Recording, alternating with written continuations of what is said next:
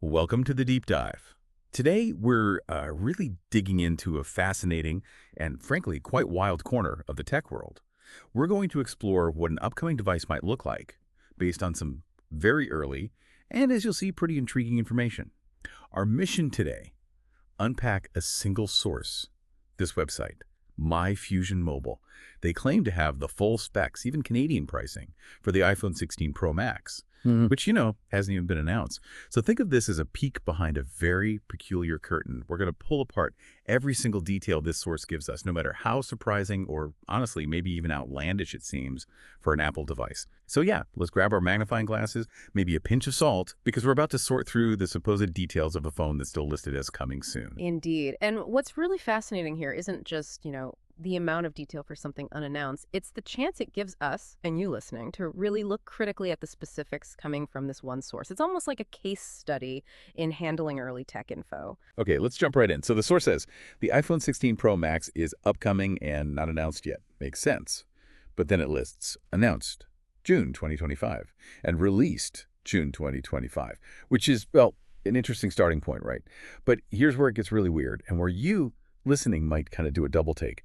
The summary section on MyFusion Mobile says the OS is Android 14, but then right below it, under the platform details, it clearly says in-house. I mean, how do you even begin with that? An Android OS listed for what's supposed to be an iPhone, that's not just a typo, is it? It feels fundamental. Oh, absolutely. And that's the first huge red flag for you, isn't it, when you see these kinds of leaks? For an iPhone, seeing Android 14 listed, even if it's next to iOS, it's not just surprising, it's basically impossible. Apple makes iOS specifically for its hardware. There's just zero chance, absolutely none, that a flagship iPhone Pro Max would ship with Android. So right away, this contradiction kind of colors the whole spec sheet with some serious doubt. We're reporting what it says, yeah, but highlighting why that detail is so jarring is crucial. Right.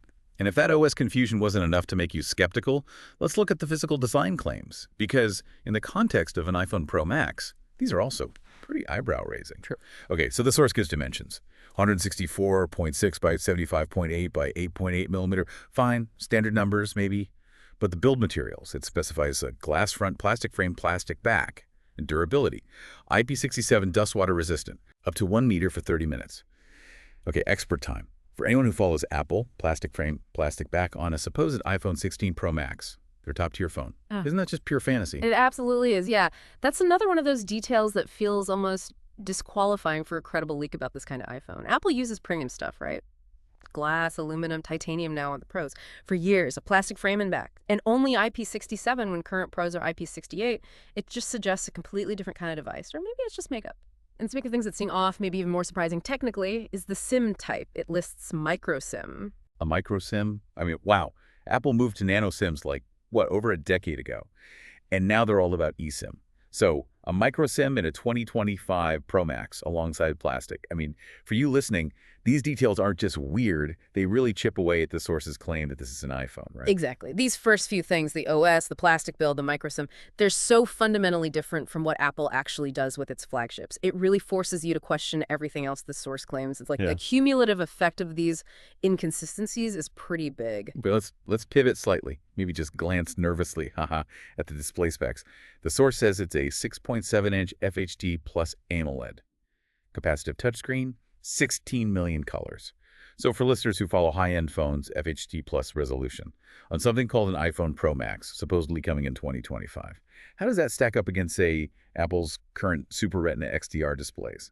Yeah, that's another pretty big warning sign, actually. FHD plus, usually that means something like 1080p resolution.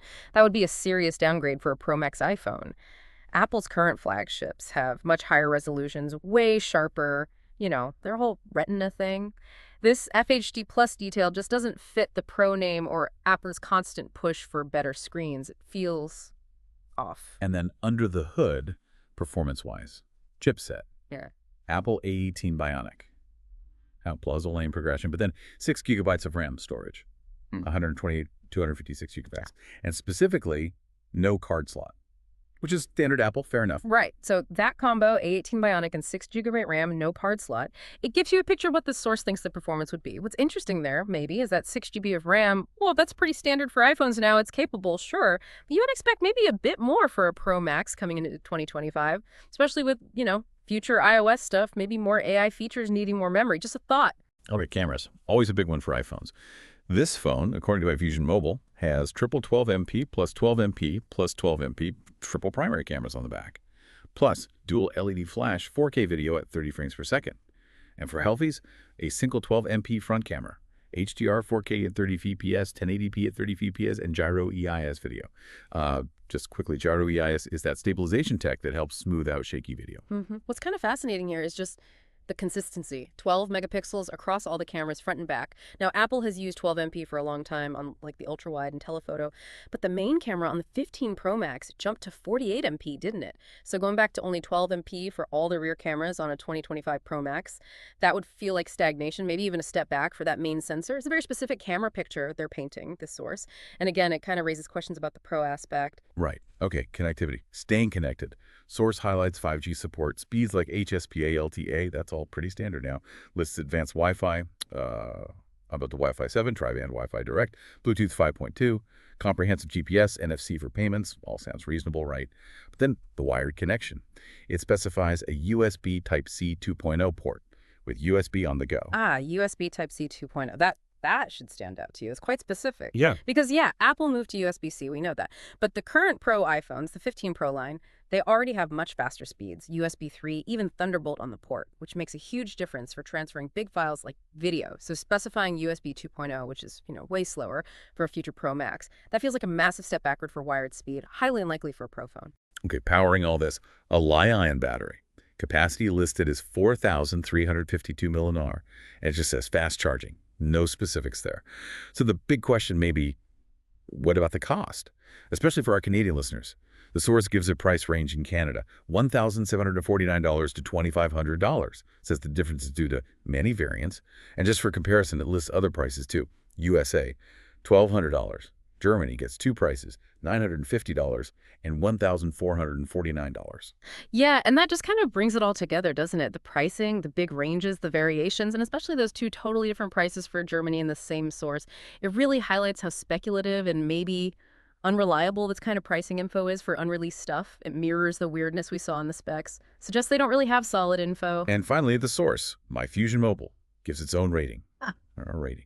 He gives the supposed iPhone 16 Pro Max an overall score of 9 out of 10 and breaks it down. Design, display, camera, features, connectivity, usability, performance, battery. Every single category gets a 9 from their experts. A 9 out of 10. Across the board. For the phone with the plastic back and the micro SIM. And the Android OS listed. Yeah. So there you have it. That was our deep dive into the very, very specific claims from iFusion Mobile about this unannounced iPhone 16 Pro Max. We've hit on everything from that bizarre Android 14 mention in iOS, the plastic frame, the triple 12MP cameras, the micro SIM, that weirdly slow USB 2.0 port, and that pretty confusing pricing info. What's truly, truly fascinating here is just the sheer amount of specific detail this one source put out there for a phone that, technically doesn't exist yet. But as we've pulled it apart piece by piece, so many of those details aren't just contradictory. They're fundamentally at odds with everything we know about Apple's high-end phones. It really gives you a crucial look at how incredibly detailed, but often just completely unreliable, this kind of pre-release info can actually be. Yeah, and for you listening, this deep dive really shows how vital it is to look closely at the details, even when, or maybe especially when, they seem to clash. It's not just about what a source tells you, but asking yourself, does this actually make any sense in the real world? And when you see Android listed for an iPhone or plastic on a Pro Max, well, the answer gets kind of obvious, doesn't it? So here's a final thought for you to maybe chew on. Given that this source provides such specific specs and surprisingly high ratings, despite having so many, let's call them highly questionable details like the OS and the materials, what does that tell us about how tech rumors and leaks work these days, especially online? And maybe more importantly, how should you approach any kind of early info you stumble across, whether you're planning your next big tech buy or just trying to stay informed? Something to think about as you become an even savvier navigator of the tech world.